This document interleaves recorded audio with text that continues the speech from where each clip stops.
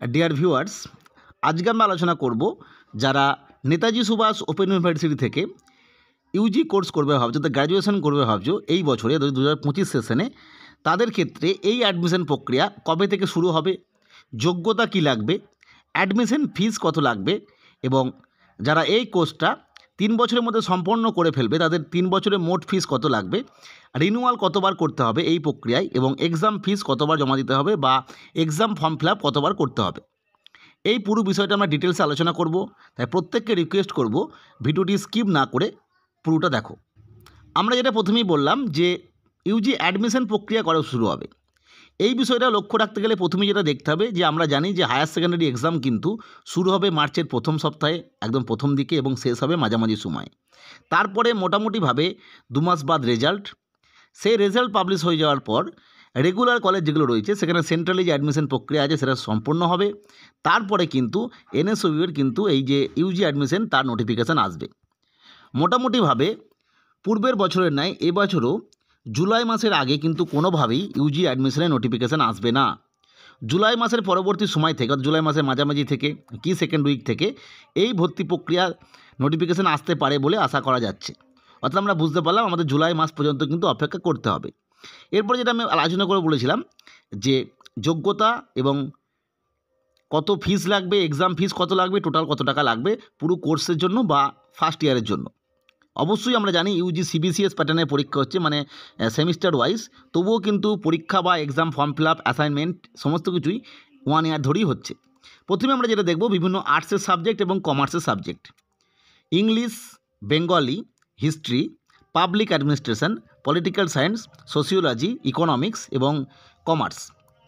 এই সমস্ত ক্ষেত্রে এই সব কটা পেপারই কিন্তু এইচএস মানে গ্র্যাজুয়েশন করা যাবে, অনার্স করা যাবে, বাকি সাবজেক্ট কিন্তু করা যাবে না। আর্টসের অন্যান্য যে সাবজেক্টগুলো আছে সেগুলোর ক্ষেত্রে বলছি।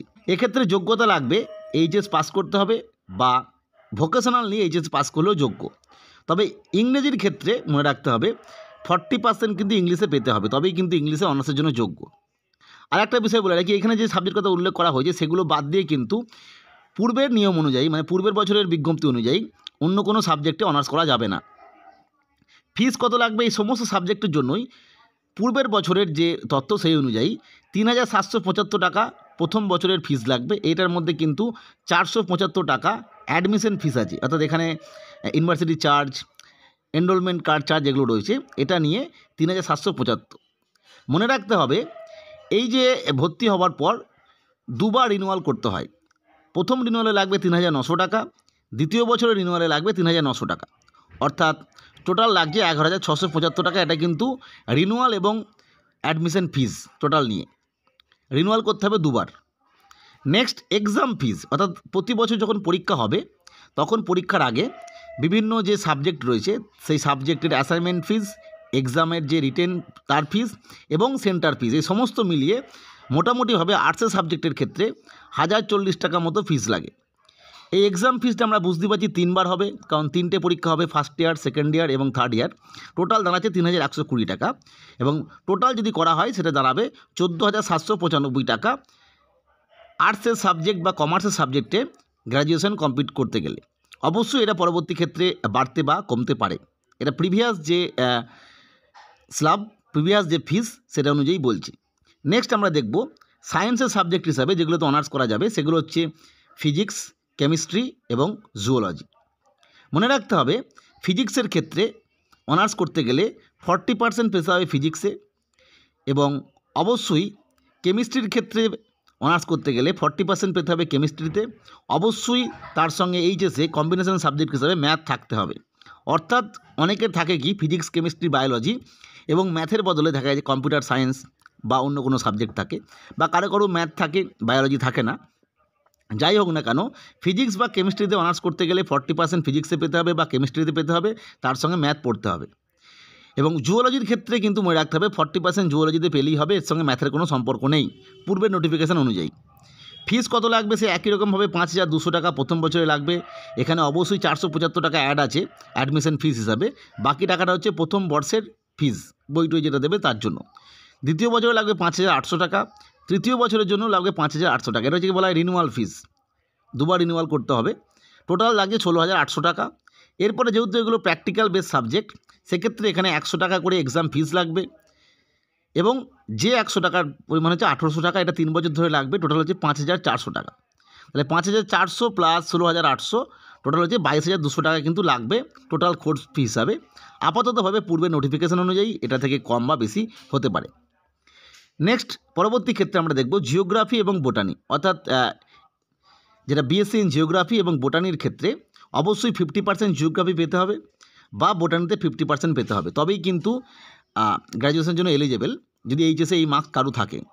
ফিজ অবশ্যই প্রথম বছরে 5000 টাকা, অবশ্যই এর মধ্যে প্রথম বছরের অ্যাডমিশন ফিস এবং এসএলপি যেটা বইয়ের ফিস সেটা থাকছে 5400 টাকা এবং 5600 টাকা সেকেন্ড এবং থার্ড ইয়ারের রিনিউয়াল ফিস, টোটাল 16200 টাকা। এবং এটাতেও আমি বললাম যে এক্সাম ফিস 5400 টাকা মতো লাগবে, কিন্তু এর অনেকটাই কম লাগবে, এটা একটু বেশি লেখা হয়েছে। যাই হোক, কম বেশি এরকমই 4000 সামথিং, টোটাল দাঁড়াচ্ছে 21000 মতো, অর্থাৎ 3 বছরে জিওগ্রাফি বোটানির ক্ষেত্রে প্রায় 21000 টাকা মতো লাগবে। নেক্সট আমরা যেটা দেখব সেটা হচ্ছে ম্যাথমেটিক্সের ক্ষেত্রে। ম্যাথমেটিক্সের ক্ষেত্রে অবশ্যই 50% পেতে হবে ম্যাথমেটিক্সে এইচএস এক্সামে। এরও ফিস লাগবে 4600 টাকা প্রথম বছরের, দ্বিতীয় বছরের রিনিউয়াল ফিস 4200 টাকা এবং তৃতীয় বছরের রিনিউয়াল ফিস 4200 টাকা, টোটাল হচ্ছে 15000 টাকা। এর সঙ্গে আমরা জানি যে এক্সাম ফিস লাগছে 5400, এটা আমরা সায়েন্স সাবজেক্ট ধরে করেছি, কিন্তু এত টাকা লাগবে না, একটু কম হবে, 3000 সামথিং 800 মতো। যাই টোটাল এটা দাঁড়াবে 19000 মতো, 20400 টাকা লেখা আছে। অর্থাৎ আমরা বুঝতে পারছি যে ম্যাথমেটিক্সের ক্ষেত্রে অ্যারাউন্ড 20000, এছাড়া জিওগ্রাফি বোটানির ক্ষেত্রে অ্যারাউন্ড 21000 বা 20000, ঠিক একই রকমভাবে ফিজিক্স কেমিস্ট্রি জুওলজির ক্ষেত্রে অ্যারাউন্ড 22000 এবং আর্টসের বিভিন্ন সাবজেক্ট, কমার্সের সাবজেক্ট এবং ইকোনমিক্সের ক্ষেত্রে লাগবে 15000, অ্যারাউন্ড 15000 এইটা। অবশ্যই 3 বছরের ফিস বলছি, প্রথম বছরের ফিস কিন্তু প্রথমটা 3775 টাকাটা। এবং অবশ্যই যোগ্যতাগুলোও বললাম, প্রতিটা ক্ষেত্রে পার্সেন্টেজের ব্যাপার নেই, কিছু কিছু ক্ষেত্রে পার্সেন্টেজের ব্যাপার আছে, সেগুলো দেখে নেবে আরেকবার স্কিপ করে করে। যাকে তথ্যটা আলোচনা করলাম, পরবর্তী আপডেট বা তথ্যের জন্য চ্যানেলটিকে সাবস্ক্রাইব করে রেখো। আজকের ভিডিও দেখার জন্য প্রত্যেককে অসংখ্য ধন্যবাদ।